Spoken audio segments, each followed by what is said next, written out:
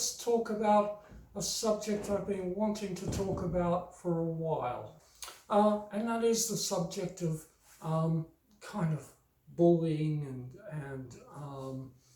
and psychopathy and antisocial behavior within martial arts and within the dojo environment, etc. In a training environment. Um, this is I think this is an important subject because it doesn't get talked about.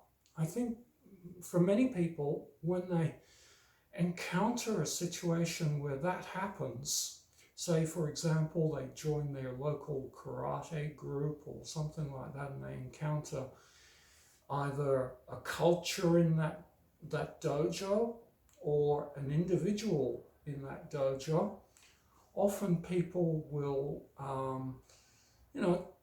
have whatever experience they have there, and then they will, give up and move on, etc. They'll go home probably and never come back. And I would hate to think the number of people who've probably been put off from continuing to do martial arts training in any kind of way because the first day or the first week or the first month or even the first year that they ever did something in somebody's club, gym, dojo, whatever it is, they encountered an individual or a culture within a group where they went, right, I do not need to ever do this again.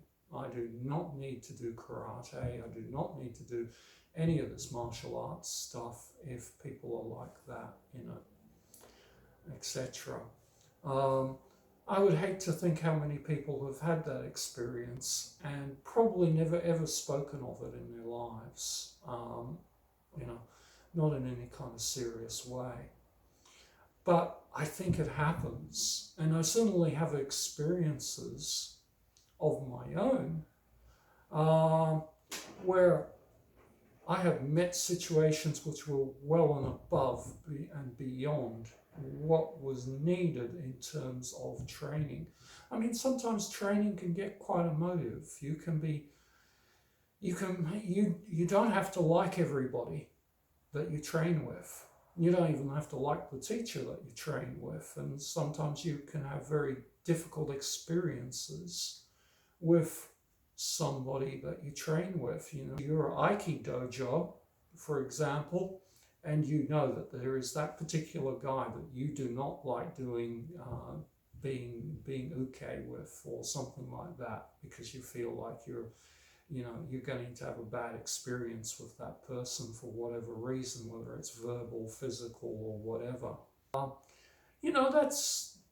That's sort of part and parcel. I mean, you go to an office to work or something like that, there is going to be sometimes an individual who you say to yourself, I do not like having to interact with that particular individual, and you take steps to avoid doing so as much as you can at work or something like that, or you hate the couple of months that you have to work with this person and you're relieved when you don't anymore. But you get on, and you know that, as unpleasant for whatever reason it is to be around that person, it does not necessarily equate to a situation where you feel that that person is coming after you or threatening you or something like that. I can speak from experience with this myself. I really wanted to get into Japanese swordsmanship. I really wanted to get into Japanese swordsmanship when I was about 15. First of all, there was a dojo quite close to me, like literally a few blocks away, where they taught Iaido. I started with this terrible sword I bought from a friend. And later on, a couple of months later, I bought a higher grade Iaito from the teacher. I trained for a couple of months in Iaido, um, and I hated it, frankly. I hated it. I just didn't like it. I didn't like it at all. And I kind of decided I was going to give this away actually on that last training session. I'd had kind of enough of it. But at the end of that training session, as everybody packed up and everything, and I think I was about last out of the door, one of the senior students, a fellow who was, I think, at the time in his late 20s or early 30s at the time, probably about nearly twice as old as me, anyway. Yeah, about twice as old as me at the time. He said, "Hang on, I want a moment with you," before before he went out the door, and he said to the teacher, "Look, I'll close up, yeah, okay, and we'll be out in a minute."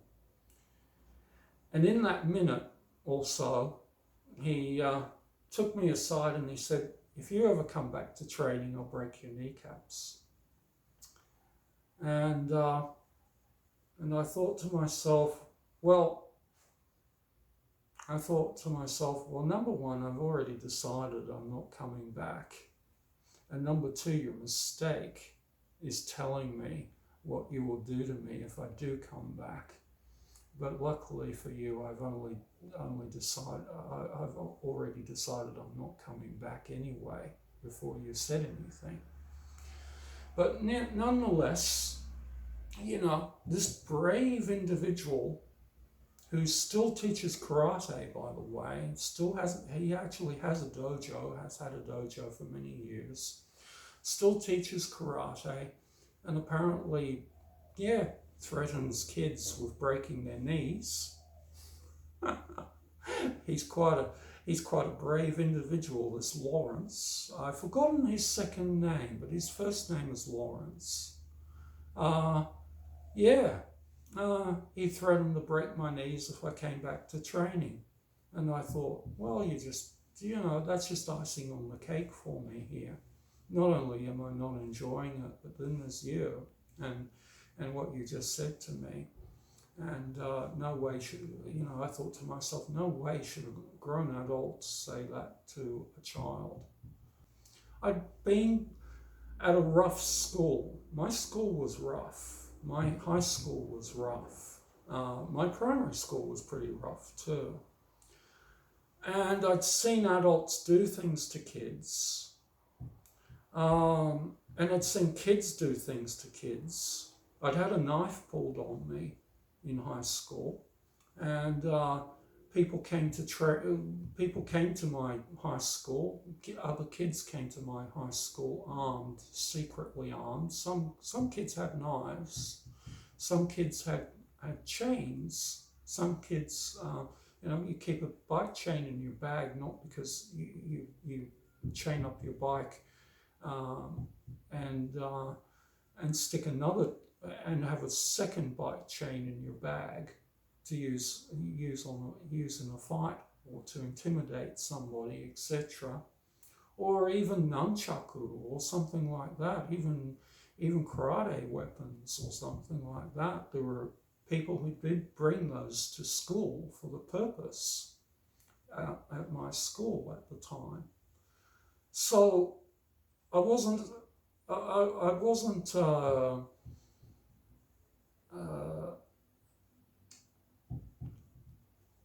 in any way a stranger to violence and threat.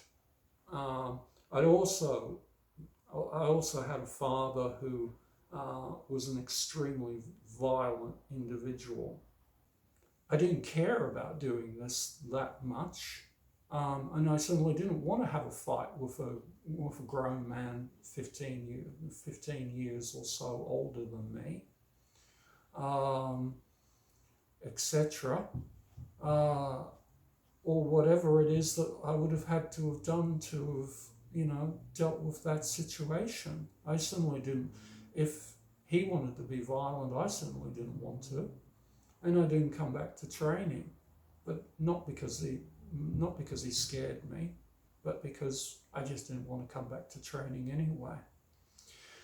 So I started then training under my teacher who I spent most of my time training with, which was Yoshiaki Uno, a Japanese teacher teaching in another part of the city, doing karate and Aiki Jiu-Jitsu and Kabuto with him over the years. There I came across my second time, and probably my worst time in terms of a bullying character to deal with. He was the senior student, and he didn't threaten me verbally. Now, when you are in a dangerous situation, a really dangerous situation is when the guy doesn't tell you what he's going to do. He just does it. People who talk, and people who do. So it's the doers who are fundamentally much more dangerous to you than the talkers who threaten, who warn you about what they want to do. Well, this fellow, he didn't warn me. What he did was basically, he basically went out of his way. He took some sort of dislike to me, particularly because I was young, again, because I was young, and he felt that I did not belong in the Kabuto group because I was young. He was in his 40s at the time.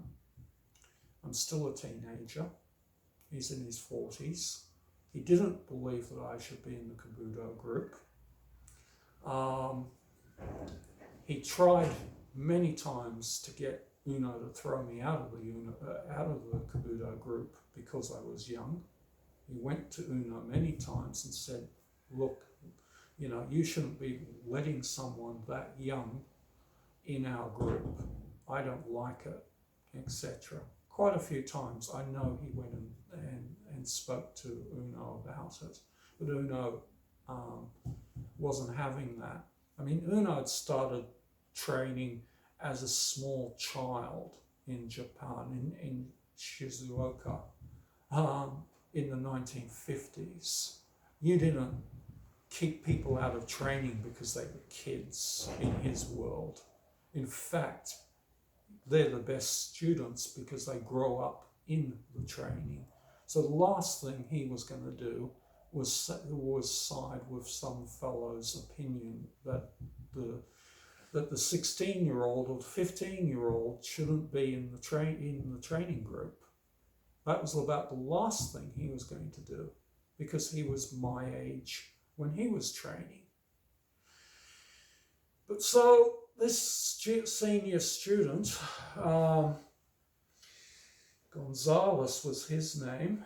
I don't care about mentioning people's names because what are they going to do? Say, that's untrue. Good luck. Anyway, Gonzalez, many times he went and saw Uno and complained, and he tried to, he tried all sorts of different ways of making training uncomfortable for me, and before and after and so forth. And yet, strangely, sometimes I could actually talk to the fellow and have a conversation with the fellow because I tried to. I didn't, I recognized that it was a problem, and I tried not to be a problem for this fellow because I wanted to do this. And we were not, at the beginning, it's just attitude. An attitude, so what? Hopefully you can correct attitude. But later on, what happened was that it became more than attitude. There was one training session in particular that I remember that stands out. I think there were probably other physical times, but this particular training session that stands out. We have a technique in Katori Shinto-ryu where you defend a blow from behind, when you position the sword behind you and above you, and so forth, and the attacker would come down behind you. It's a yajutsu, part of the yajutsu. And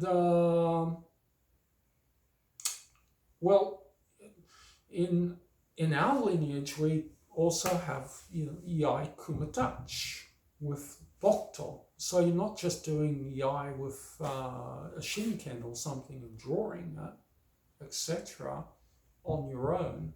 We also have kumatachi yai.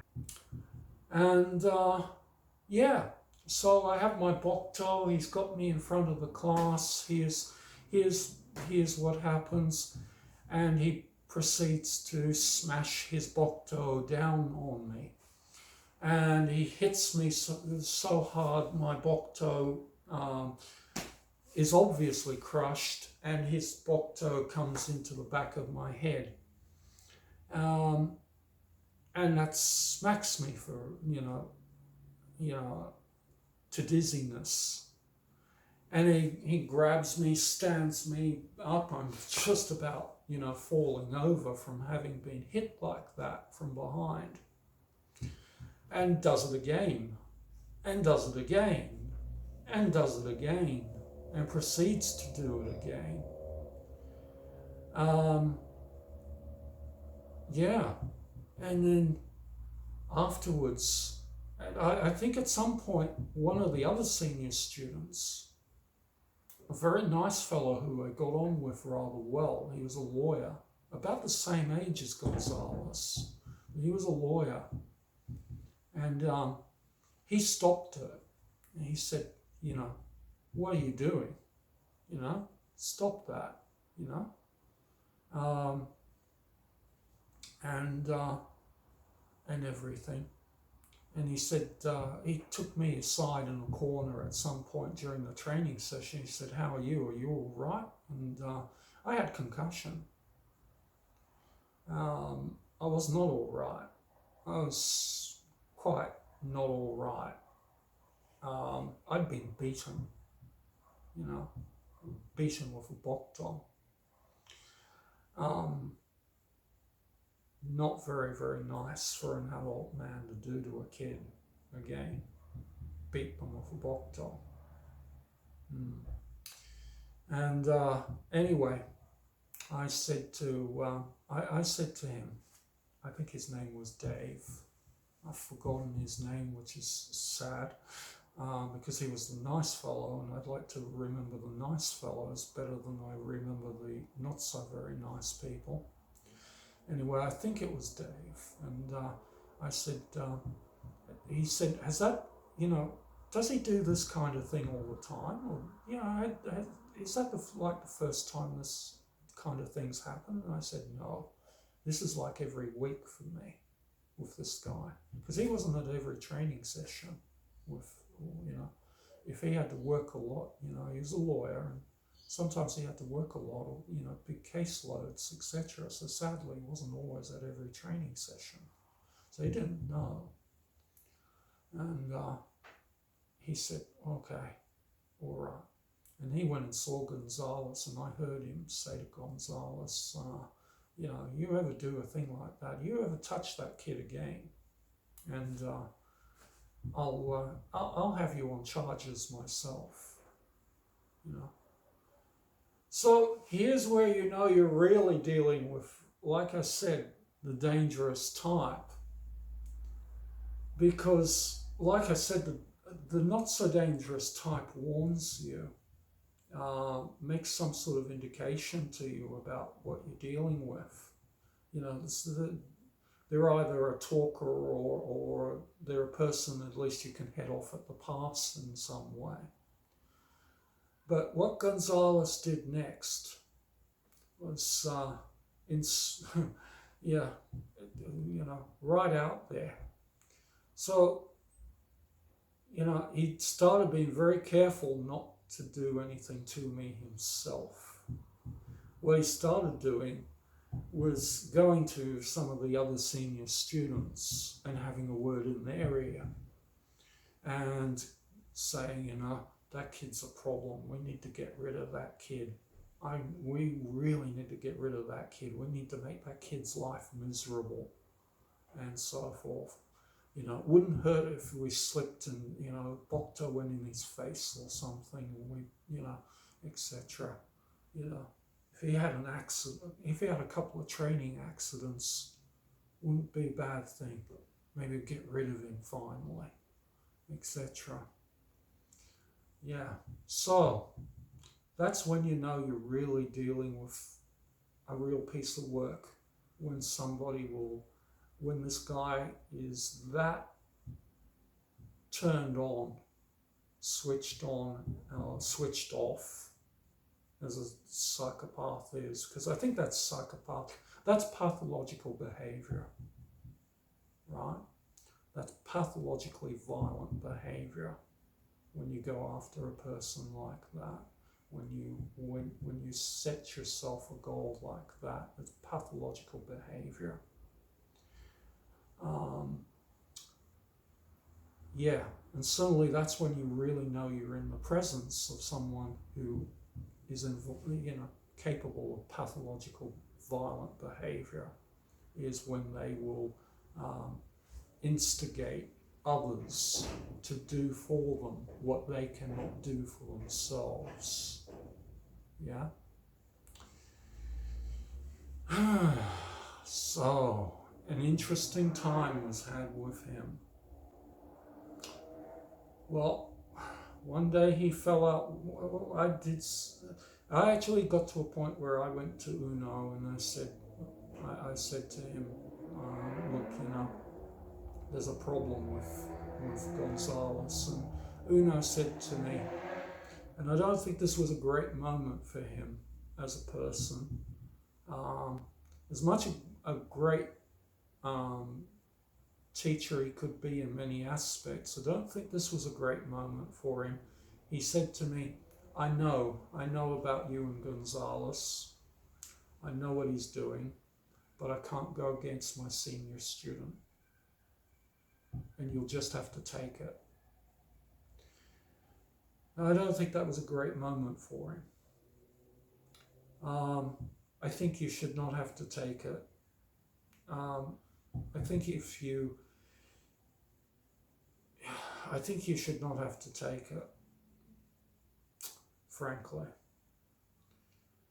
I think the teacher who allows that brings themselves down. The fellow who's doing it to someone else is bringing themselves down as well. And suddenly, if they're like 40 years old and it's a kid that they're beating, well, what are you? Yeah, what are you? Well, yeah, it happens.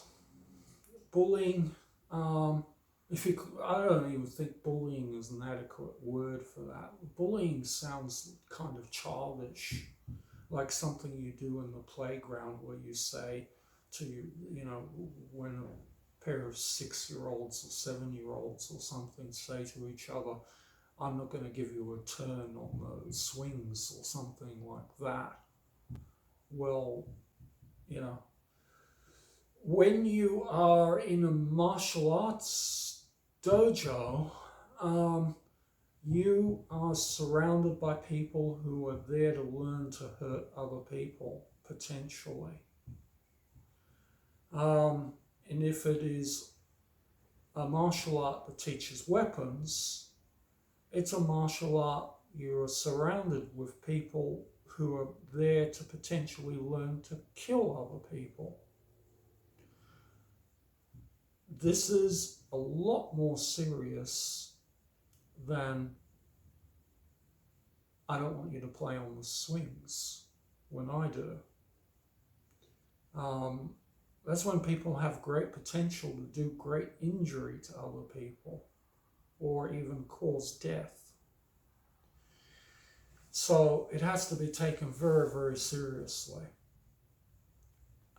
Bullying in martial arts has to be taken very, very seriously. It's just not acceptable. Recently, I heard a fellow say that when you get a guy who thinks he's a little bit too hot, etc. What you do is you take him and you get him into sparring and you show him how he's not hot. Well, that's bullying, and that's unacceptable. That's an unacceptable behavior. If you have a fellow who think, and there are people, there are people who come to training and they think they know it all before they've ever done anything. But you don't solve that by putting them in hospital or something like that, knocking their teeth out or whatever. You don't solve that by doing that, because all you teach them is that what they've got to do is do that harder to somebody else. You're bullying them and you're teaching them that works. Be aware of that. Be open-minded about that. Don't become pathologized by them, and recognize the pathology. I mean, there's joking and there's kidding around and so forth, etc. And there are old ways of training where people would push each other, and that's one thing. If you want to race high performance cars, you have to be aware of the dangers of that. If you want to train in martial arts, you have to be aware of the potential danger of that, and that some people in the dojo will not be, quite frankly, in possession of all of their cards. Will be quite. Some of them are not well people, because that's what you get in society. I feel that training has to involve compassion. You have to have the awareness that just because I can just doesn't necessarily mean I should. Just because I can cut somebody because I have a sword, or just because I can deck somebody because I practice karate, does not mean you should. You have to be aware it's a martial environment. And all the things that are unpleasant about human beings can be potentially met in the dojo as well. Anyway, I wish I had a cure for it. I have no cure for it other than to say I don't want it to happen in my dojo. I don't think other people should want to have it happen in their dojo. If it happens to you or whatever, weigh up whether you should be there or not, etc. These days, in the 2020s, there's a lot of dojos around. You don't have to be. It's not like the 1980s, etc. If I didn't want to train in Kotori Shinto-ryu, there wasn't very much choice. I really had to put up with the situation I was in. in order to continue training where I was training. But you don't necessarily have to do that in the 2020s. Thank you for watching.